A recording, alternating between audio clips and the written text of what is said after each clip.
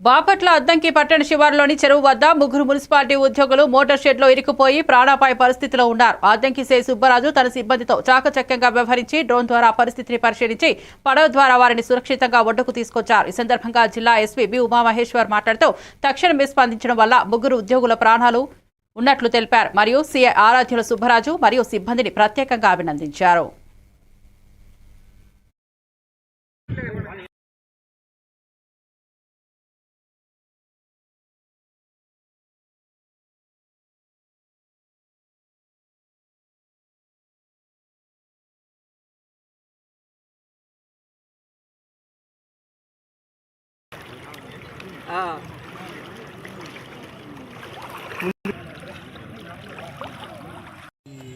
Pumping దానికోసం municipality pumping కోసం water supply కోసం అద్దంకి పట్టణానికి సమీపంలో ఉన్న గుండ్లకమ్మ పంప్ హౌస్ దగ్గరికి ఈ పంప్ ఆపరేటర్స్ అయిన నరేంద్ర బాబురావు నిన్న సాయంత్రం వెళ్ళడం జరిగింది షిఫ్ట్ డ్యూటీకి.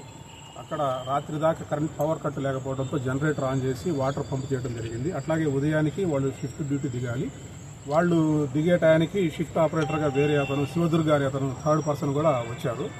వచ్చి అందరూ కలిసి వెళ్ళాలి అనే టయానికి బాగా నీళ్లలో గుండ్లకమ్మ గత రాత్రి కురిసిన వర్షాలకి భారీ వర్షాలకి బాగా పొంగిపోయి చుట్టూ నీళ్లు రావడంతో వాళ్ళు అక్కడే ఇరుక్కునిపోయి చిక్కుబడిపోయారు.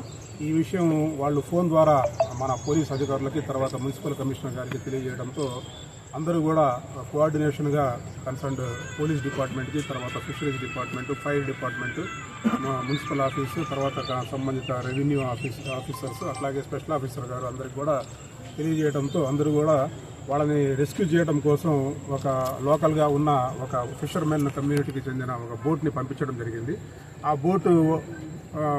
ఆ బోటు ద్వారా వాళ్ళకి లైఫ్ జాకెట్స్ తర్వాత లైఫ్ రింగ్స్ తర్వాత తాళ్లు కూడా ఇచ్చేసి పంపడం జరిగింది.